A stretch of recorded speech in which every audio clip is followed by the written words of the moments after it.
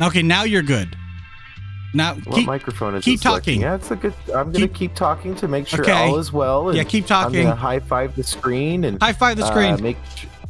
I don't really want to because that might break something. It usually would, and so I'm just gonna keep going so Tony's happy and he can confirm that nothing's broken. Do this. Do this. Do this. Okay. All right. We're good.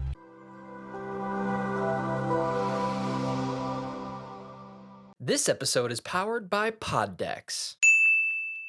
So what'd you do this weekend? I hung out with friends. It was supposed to be you, but you didn't come out. Yeah, Utah is a little bit out of my reach right now. Not monetarily, because I think you and I both discussed that, hey, you can afford it. And that was true. I could have afforded it. But whether or not you could afford it should never be the question. That's between yourself and your own personal finances. But it's just Tony's saving for a house, right? So there's that. Well, there was that, but then there was also just kind of a hodgepodge of other things that are happening. And it would be better if I had just stayed home. And while I fully missed you guys and missed the opportunity to finally meet one of our mutual friends in person and touch his face and slap his butt, I definitely missed that opportunity. But I lived vicariously through your Snapchats and your Instagrams. What did you guys get up to? Because like when I think of going to meet you guys in Utah, three things come to mind: hiking, shooting, and hiking. Oh, and like fire pits. So what did you guys end up doing? So to confirm, because I'm actually not quite sure, you went to the gun range last time we went to the gun range, right? I went to the gun range with you in it was like get some guns or get guns or get shoot guns. I mean, it was fine. No. That's all I needed. Yeah. We're never going back ever, because we found a place that is like you walk in and it screams like Apple or Microsoft store. Like it seriously has like tables and stuff, like, but like for guns, and it has a nice gun range and stuff. Like the level of like wow from that place is like, oh, you should aspire to be that. Wait, so why didn't we go there the first time? Didn't know it existed. The guy recommended. He's like, we're like, because one of our friend's son wanted to shoot the Barrett, and they were like, hey, we have the Barrett, but we have no ammo for the Barrett. But you can go to this competitive business, like a competitor, and you can go there, and they'll have ammo for it. And we're like, okay. So we go there, and we're like, this is really nice. Like, we'll really here. Nice. Yeah. Why are we not? We are going here from now on. Wait, so it was. What was it more expensive to go to that one? I was just about to say, I think it was more expensive, if I remember correctly. Okay. But because I remember it was worth its weight in gold. Like it was so nice. When I shot the when I shot the 50 cal, it was I think $14 or $15 per round. Is that correct? The Barrett was 12. Barrett was only 12? Okay. Well, I remember it being in the teen cost-wise. You're in the right zone, yeah. Yeah. And then for a box of ammo for like the M4 or whatever we shot, that was like 20? I want to say it was a little less, but doesn't matter. Keep going. Yeah. Okay, so how much was it at this new place? It was still 12 for the Barrett. I'm not 100% sure on anything else. Okay. I only got my, like, here's how much you owe for the group. Like, we put it on one card, and you pay for, that kind of thing. Okay. I just Venmo you after the fact. Yeah, but I never got to know, like, oh, what was price per round of other than the Barrett. That's all I got, so. How were the targets compared to the first place we went to? Everything was nicer. Literally, like, name something, it was nicer. The bathroom. Everything was nicer. They had, like, private stalls. Like, you know how, like, you think of, like, a typical gun range where it looks like little voting booth stalls kind of thing, right? These ones were like, each one was a room. It was like a small room, and then it had a sliding door that you could combine rooms. So if you had 2 lanes like we did, you could slide this door open, and now you have the 2 lanes connected. Okay, so this is like a private bowling alley, but with guns. Yep. This sounds amazing. Yep. I'm quite upset that we didn't find out about this place. Yep. The first time that we want to all go shooting. So who all went to the range with you? Was it the same group, or was it more like everybody went this time? We were missing just one person, but yeah, pretty much everyone went. Okay. And then my wife got to fire the Barrett for the first time. That was a fun experience. She was the first one to fire it too. What was her experience? Did she die a little bit inside? No, she did great, but she was like very like, just like when our friend first fired the Barrett, like the very first person to do it with no preconceived notions of how it's going to be. Mm-hmm. She was the first person to fire it, and you could definitely tell she's like, oh. Wow. So, what other guns did you guys end up shooting? Some ARs. There was a bullpup rifle. That was pretty cool. Oh, nice. All right. I got to fire that. That was really cool. There was that automatic weapon that you guys got to shoot that I saw in Instagram. Which one was that? That was a saw. That was a saw? Yep. I was not one of the ones that fired it. It was the Jimenez brothers and then Tron that fired it. Oh, why didn't you fire it? Because it originally was just the Jimenez, but Ollie got a little psyched out, and so gave his seat to Tron. Oh, gotcha. Okay. But yeah, that was an experience and a half, like watching that thing fire. That was a little terrifying. I bet. But in terms of what else we did, we went hiking, and what else did we do? We did stuff and junk. Stuff and junk. Yeah. So many wonderful we went to Park adjectives. City. We went to Park City. Okay, yeah, I did see that. Main Street. Question. For Char and Fitty, did you guys go to High Noon? Yes. Or the distillery? Yeah. Ryan got 2 bottles for $100. And that's really good. Oh, he's just like, hello. One big and one small bottle. Okay. For $100 total. Did he invest in the gift box or gift bag as well too, or just got the bottles? Oh, I'm really upset that the second time that I went to the distillery was like the day that all the things closed down due to COVID. So I wasn't able to partake in the alcohol that I fully enjoyed the first time I went there. But I'm glad they're back open. How was it? Because like coming from California, I don't know how it is over there. When I was watching Instagram and whatnot, I don't remember not seeing you with your masks on when you were inside with other people. But I also don't remember seeing you not with your masks on. So how is it? Masks. We were wearing masks when appropriate, and then just like any other restaurant or dining area, when you got to your secluded area of eating, you could take your masks off. Sure. Yeah. But when you were walking around Park City, when you were walking around, did you have your masks on or off? I can't imagine. Off for the most part, unless then like there was a road that we were on that had literally no one, masks off. Sure. We had another road that had literally everyone, masks on. Okay. All right. So at least you guys are pretty safe. And in terms of everyone else, that was kind of the general consensus there as well. Okay. That's good. And that road, when I say that road had literally no one, not a single person passed us. No one. There was literally zero. The main road, obviously. We saw a furry, has fur on it, jockstrap. I think I saw that last time I was there. Because when when Char, our buddy Char, took an Instagram or as a Snapchat and like panned over to it and went, Muff. That was great. Julia, and Char yelled. Oh, Julia. Okay. Well, either way, Yep. I feel like I saw that last time, and Yes. I didn't want it to be in my vlog, so I didn't take any images of it. But it's one of those things You're like, that that's there. No. it's one of those things that does get burned into your brain. Like, oh yeah, that's a thing.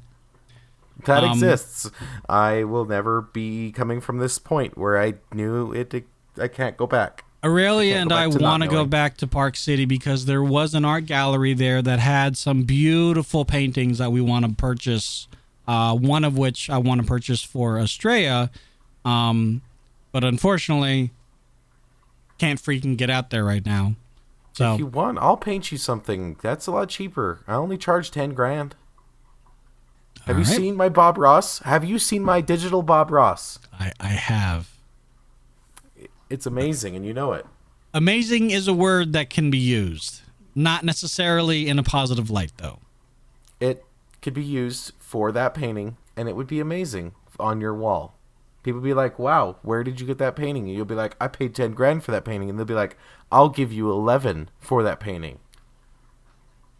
11 cents, maybe, but not 11 grand.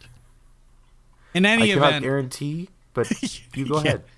yeah, Go in, ahead and attempt it.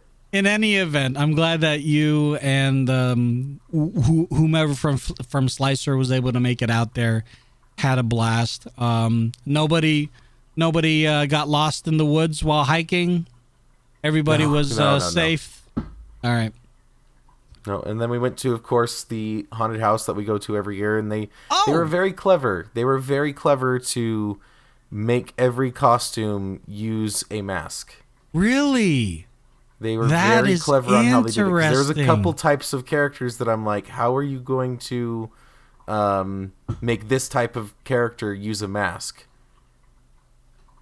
And So how do they do that with like a one that you weren't quite sure how the mask was going to look? How did it end up they looking? had the vampire room, for example. I was like, how would you do vampires in masks? And the vampires had like what are they? I don't even know what they're called. They're like muzzles, basically, like humanoid muzzles that like lock them into place. What's a humanoid muzzle?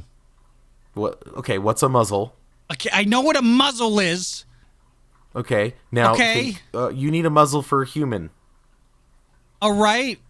I've seen this. Okay, Okay. what's the question? When you phrase it that it's a humanoid muzzle, it means that the muzzle itself has human-like features. Yeah, it's when if I said they like there's a muzzle. For me at least I think dog, like dog muzzle. Okay. But then I was like, oh, it's a muzzle for humans. That is what you humanoid did muzzle. not say. You said humanoid muzzle. It's a muzzle for humans. There's a very distinct difference between the two. You know what? It's both. I'm just gonna say okay. it's both, so that Okay. way we can just leave it. But no, So then they had like they had a muzzle. they had areas where it was like a rundown parts shop garage type deal. Oh, so And, they changed the sets a little bit. That was there last year. It looked like a junkyard. Okay. It was there. But anyway, they had like these really steampunky, like cobbled together junkyardy masks that looked like they were like rebreathers. They had like tubes coming off of them and stuff. Ooh, that's Yeah, cool. They were very, very cool, very cleverly done. So Did everyone was anybody still... anybody from the group pay a little bit extra to be touched, or are they not I don't doing think that? they were doing that at all this Okay, year. Like I just was like that's what I was. Yeah, I figured as much.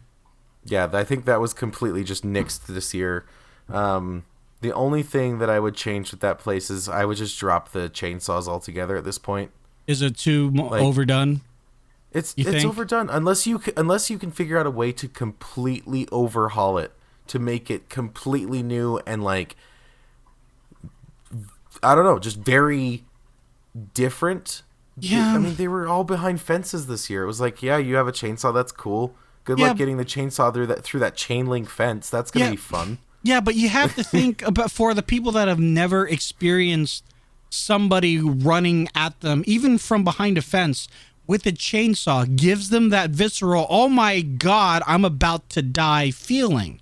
Now, you and I have had that experience on a number of occasions, mostly because you have gone to this haunted house. I've gone to the haunted house. And then over here at our local Six Flags, they also do something similar to that. So I know how it feels. But that's the problem. You you just described the problem. It's the same thing. It's always we got to have a chainsaw guy. But what about the people that haven't experienced it? Guy. What about the people that haven't experienced it? In my opinion, few and far between. You think so? Like too few. Like the perfect way of describing it. It is too common right now. Let's bring it to like at least uncommon. Let's bring it to like rare. Let's make it like it's so overdone right now. Let's pedal it back enough to where when I do see it the next time, it's like I haven't seen this in a while. Let's change it so it's like a rarity, and I'm like, wow, they have a chainsaw thing instead of. And of course, the chainsaw thing. We can't forget the chainsaw thing. Got to have that. That's standard issue. I can imagine like you see the chainsaw guy after not seeing him for a couple of years, and you're like, "Yay, chainsaw guy! Hooray! I miss you so much. Come here, come here, give me a hug. It's gonna be great." He's still in character. He's like, "Ah!" You're like, "No, I'm so happy you're here. What have you been up to?" Like, "Ah, well, that's good to hear. I'm glad. How's your family? How's Mrs. Chainsaw Guy?" How's Mrs. Chainsaw? Exactly. Well, so you guys went there. Man, you had like an action-packed weekend. Oh yeah, well we had like basically one full day. And so it's like, let's see how much we can cram in one single day. So I have a odd kind of sidebar question, but not sidebar question. Why did you respond to my work-related text in our work-related chat when you were clearly with other friends? I don't know. I was downtime. Like I just was kind of standing there. I was like, oh, I can respond to that. Because you responded to our work chat, and I'm looking at it. I'm like, wait, what time is it? Wait, who? And I just check Instagram. Like, yeah, they're over. They're doing that. What is he working right now? I couldn't figure out. Like, were you working half of the day? Are you working half of the day, and then the rest of the day you're out with everybody? Because I know you did that. You did that with me. I mean, I actually went to work with you. So I can understand that if that were the case. Mm-hmm. So of all the things, to act surprised for the chainsaw guys. No, you don't get to act surprised. But I will say, I always critique when they do scares. Well, critique only in good ways. If somebody scares me and it's like even just a little bit, but it's just a surprise, and I'm like, that was actually like well attempted or well done, I will always tell them like, wow, good job. Like that was really good. Do that more. That was amazing. Like I'll never be like that was crap. I would never do that. I will like applaud people who do really good scares and really creative things. The way Quinnton will applaud you is like this. Oh, good job. Yes, very good. Wow, yes. Here. Yes. So I know I had quite the busy weekend, but what about you? What did you do? Well, the weekend as a whole was pretty standard-ish on the Saturday. Friday, Saturday was pretty standard-ish. But Sunday, I got a chance with my family to go to Cool Patch in Dixon, California. Cool Patch is probably best known for its world record-breaking sized corn maze. So if you've never been to a corn maze, this is the corn maze to go to. And is it like a horror corn maze or like literally just like a corn maze? Like you go in, find your way out, that's it. Which is okay, by the way. Like I would enjoy that. Sure. No, it is not themed. Although they do have giant metal dinosaurs out front. But yeah, I know, right? It's like, okay, this makes no sense, but they're cool looking. No, it's not themed. There's no like It's not a haunted house. It's not a horror maze or anything. It's literally just a maze. But what's really nice about the maze is that they change it up. I don't want to say every year, but they change it up often enough. So people that have gone to the maze, there's something new almost every time. This most recent time that they've done a new design for the maze to thank the first line workers in healthcare specifically, and like the sheriff's department. So in the maze, when you are looking at it top down, if you're watching the YouTube video, I'll show you an image of it. But if you look at it top down from a bird's eye view, you'll see basically what a maze looks like. But then you'll see a giant picture of men and women in a like a bubble in a way. I don't know if it's a bubble, but in this like portrait looking section of the maze, and it says thank you underneath. All of that is cut out by corn. But that's cool. When you're in the maze, it doesn't look like the picture. It looks like hell, because you're like, where the F do I go? Because this T of the thanks is connected to the other circle that is connected to the guy's face, and I made it to the beginning. I went the wrong way. So when we got there, now mind you, I have done this before, but again, like I said, this is a whole new maze. Right, so, they change it. Right, they change it. So I couldn't go off of my memory of let's go this way. No, it doesn't work like that. So Right. Aurelia and her son grabbed the map. They give you a map, and they said, all right, I got a pen. I'm going to map out our direction. Now, look, I'm not a mapper of directions of mazes. I like to kind of go with the idea and intent of I know the psyche and forethought of maze creators. I know which way to go. It is definitely my pride. It is definitely based off of nothing but my own ego, but I would not have mapped it out beforehand. Okay. I'm so glad they mapped it out beforehand, because if we didn't, we probably would still be there right now. We actually did make a few wrong turns, but Aurelia's brother was amazing. He's like, we should go right, and Aurelia's like, no, we go left. I'm like, I'm going with my fiance, and we go left. Oh, that's a dead end. And Joseph's like, I told you we should go right. Like, yeah, I know, Joseph. Let's go right. So we finally made it out. It took us about 2 hours to make it out there. But then they had other things there. They had like, I was gonna say Cabbage Patch. They have a pumpkin patch. So obviously we grabbed our pumpkins. We got one pumpkin each. And then there was a hay ride. So we rode on a tractor trailer, and they kind of rode us around the whole area. It was Right. a really amazing afternoon, and something I kind of hope that we are able to do every year if time and money permits. So let me ask you, if you got thrown into a corn maze like even this one, and you did not have a map, you didn't have anyone with you, they're just like, figure it out, what would be your strategy? I feel like I have really good not situational awareness. An internal compass is what I would guess. Yeah, I have a really good internal compass. There's been a couple of times where whether I be in a city where all the blocks look the same, or in a forest where you can't really tell which way you came in and which way you should go out, but I've always been able to figure it out. So I feel like for the most part I would do all right. The saving grace is that if hits the fan, I can cheat. I would rather not cheat, but if it hit the fan, I can cheat. And there's a number of paths that people have created. So I would just follow those paths, and eventually I would get out. Would it be under 2 hours? Probably not, but I would get out.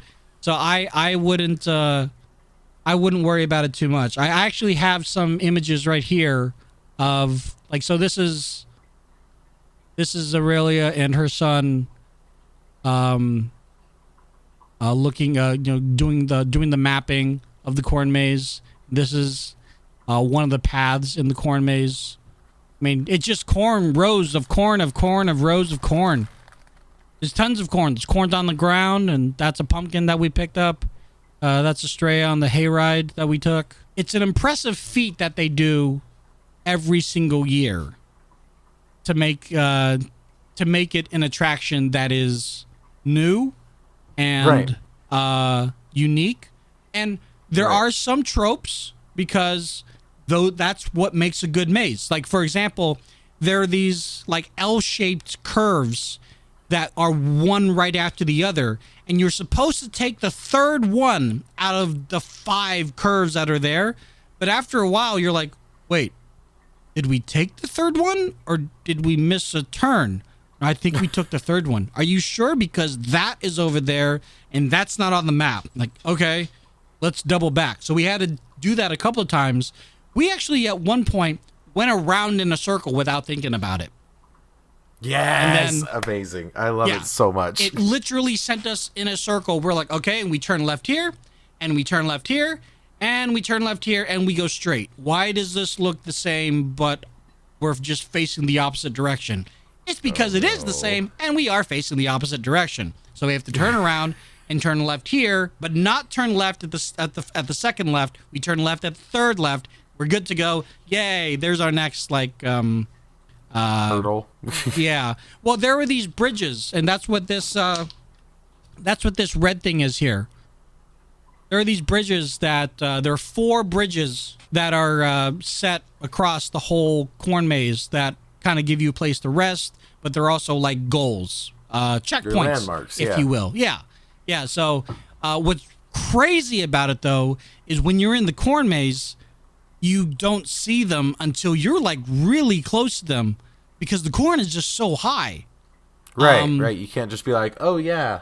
Exactly. Yeah. So like positional awareness, it doesn't really work with that. Like for me, positional awareness, I would be using the sun, like a sun guy who knows how to navigate by the sun.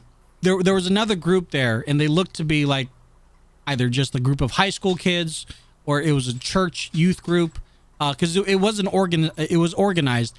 They were supposed to go into the maze and grab these tiny little flags that were kind of spaced out in the maze, and the person, or rather the group that had the most amount of flags, would win.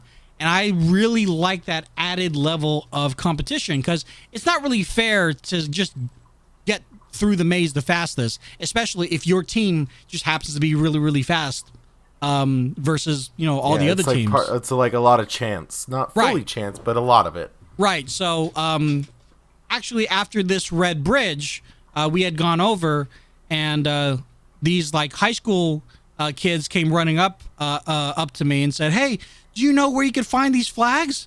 And like without even thinking about it, I'm like, "I think I saw some over that way." And they're like, "Oh my God, thank you!" And they ran that way. And I looked over at Joseph. I'm like, I have not seen any flags. I don't know. Oh no! I don't know. You're mean.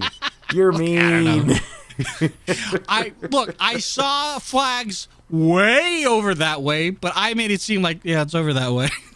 So, it's right there. Just walk 20 feet. You'll find it. Figure It'll be it fine. out. You'll figure it out. No, but it was a lot of fun. And so if you have the opportunity to come out during this time of year, because obviously it's not a all around the annual event. I think they're ending at the end of October, and then they're going to harvest it all. Sounds usual. Yeah. It's kind of cool to see it being built because it is right next to the main road that I take for work almost every single day.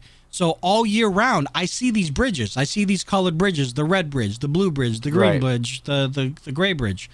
And it's like, oh yeah, that's the world's largest maze. That's pretty cool. And then from the freeway, and I told our mutual friend Kurt this, said, oh, this maze looks tiny, because from the freeway it looked really small, and so I thought, oh, it's not bigger. Man, it's huge. It's 40 acres. That's a lot. It's very big. It's not 40 acres linear. It's 40 acres, but you're doing this. It's yeah, exactly. Like It's, What did you it's, say you got your steps in for? Like, how many steps you get? Oh, all I know is my watch said, "Good job, you reached your goal." I'm like, "Oh, okay, cool, thank you." There were 2 times where I almost lost. I almost lost it. The first time was we were going over one of the bridges, and I had like smacked my back pocket, and that's usually where I kept my phone. But in this instance, I had my phone in my front pocket, so I thought I lost my phone Fun. there. And then the second time was I think so. Losing my phone, I can deal with because 1, I have insurance. 2, I have an upgrade coming up, so I was gonna get a new phone anyways. 3, I have a backup phone, so I wouldn't be out of commission completely. And 4, it's all locked up under lock and key. No one can get to my stuff. Okay. Not a big deal. But the other time that I had like a heart attack, I thought I lost my keys because my keys are usually the lanyard. This guy is usually dangling out of my pants when I have it in my pocket. It was not dangling. So if I don't see a dangle, I don't have my keys. And I looked down after we had finished the maze and there was no dangle. And let me tell you, my heart stopped and I smacked every single pocket that I had. And luckily, it actually was in my front right pocket. See, I have those little mini panic attacks all the time. What I end up doing is as I'm walking, I'll do this very like subtle pocket check. And as my arms swing, I'll just slowly like let my fingers hit my pockets. And so like as my arms come back and forth, they'll just hit where my cell phone should be, where my keys should be, and where my wallet should be. And I'll be like, oh, okay, we're good. So instead of like as I'm walking, I'm constantly like I don't I'm not doing that. I actually like can be a little more subtle about it. Yeah, I was not subtle. I was in line like this. Okay, no, we're good. We're okay.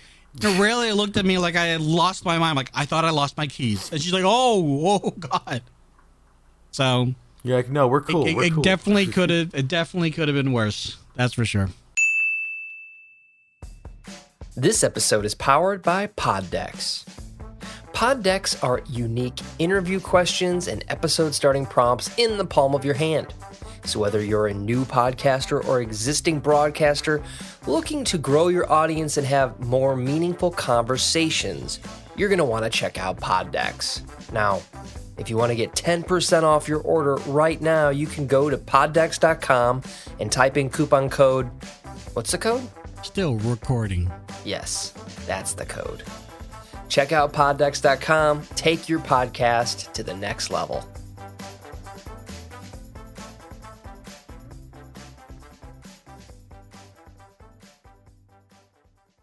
Hello, gentlemen. No. Hello, ladies. This is the time that we look at the podcast decks. Tony, what's our podcast deck? Well, it's also called Poddex, not Podcast Decks. I very specifically said it wrong. It's on my screen, and I was like, no. I just want to make it very clear that that was a joke, and it was purposely done wrong.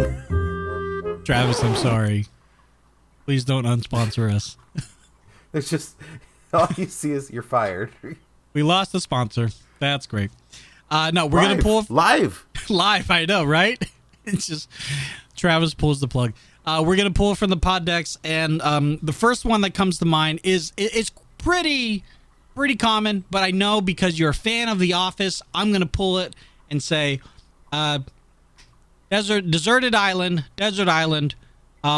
What would you bring? Book, music, movie. Go. Between those three, book, music, movie. Well, so one book, one single, and one movie. One single? Yeah. Oh, okay, sorry. Okay, fine. Then an album. One book, one album, one movie. If we're not going to cheat at all, I'm going to bring the complete works of Shakespeare or something, that's just like, okay, I'm going to bring a book of books.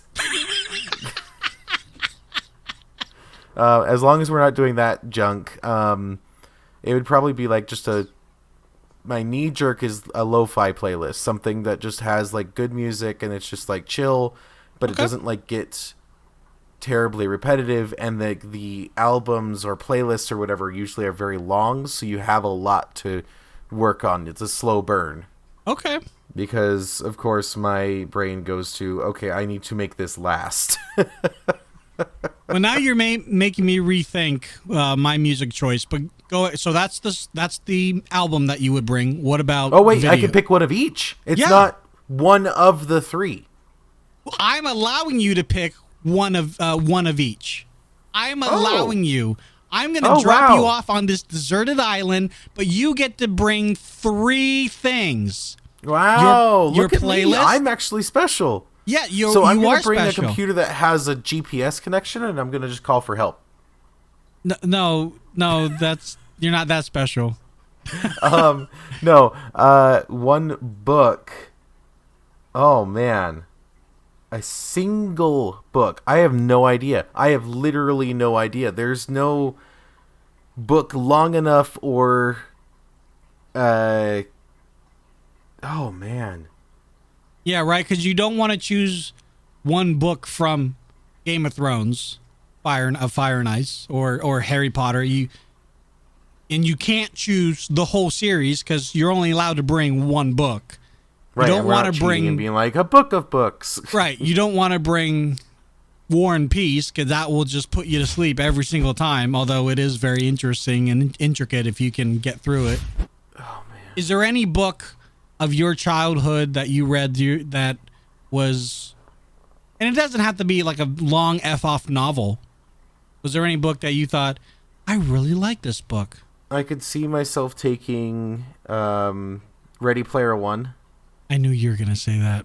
I could see myself taking Ender's Game or like a really, really long, like whatever book of Harry Potter, like the longest book of Harry Potter. I literally do not care which one, just the longest one. Okay. Those are all my initial like knee-jerk reactions to like what book. Okay. Just because entertainment value. But yeah, I would, if I had longer to think about it, what I would do is go to the library and like look for the biggest books possible that interest me.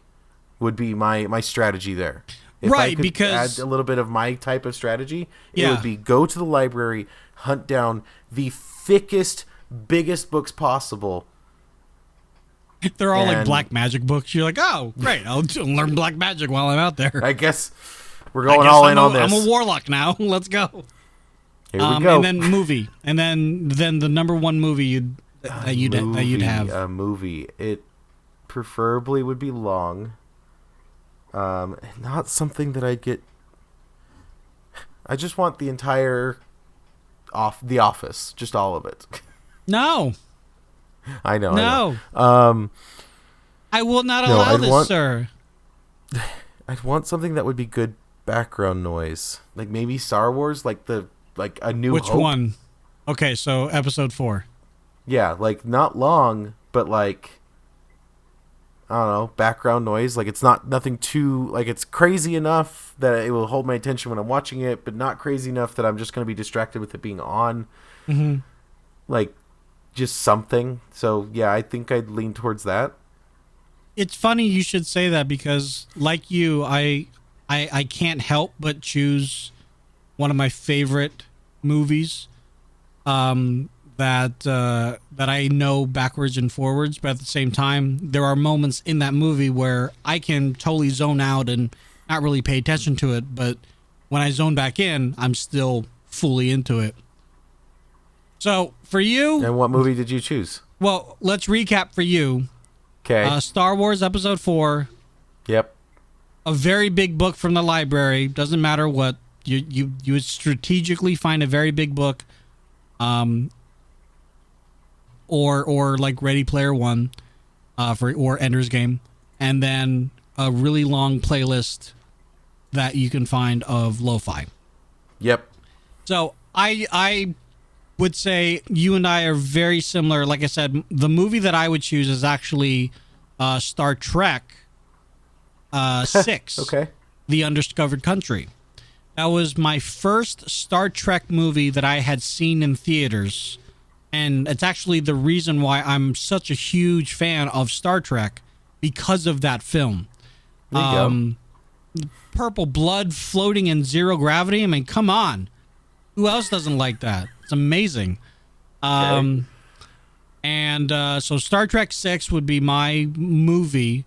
The book, I have to go with Ready Player One, because that book, I feel like I would be able to get involved in so many intricacies of that book, with all the different mentions and call outs to 80s, pop culture and things of that nature, that there's going to be something new that I would uncover every time that I would read it.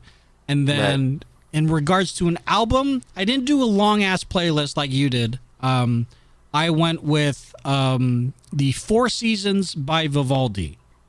So arguably you might say, oh, well, that's almost like a long playlist, but although they are 4 separate pieces in an album, it's usually just one album. So that's how I get around that. And there's enough differences and ambient changes between the movements that if I feel happy, I'll listen to spring and summertime, but if I feel sad, I'll listen to fall and winter. All right. So I guess we're all set in our desert island. Go to your front door. Juan will pick you up, and you'll go to the library first. All right. Let's go. All right, guys, thank you so much for watching and or listening here live on Twitch, twitch.tv/LazyTechTony, or we are on YouTube at the Still Recording Podcast, and we fixed it, so it's 2 words now, so we're good to go there. Quinnton, where can people find you digitally? On Instagram and Twitch and Xbox at Firewall. You can find me those places under Lazy Tech Tony. All the other links for all of our projects and Discord servers and Facebooks are found down below. And if you guys have any questions or comments, or you want to leave us a message, you can do that on anchor.fm/stillrecording. We'll see you guys in the next one. Take care. Bye, guys. Heart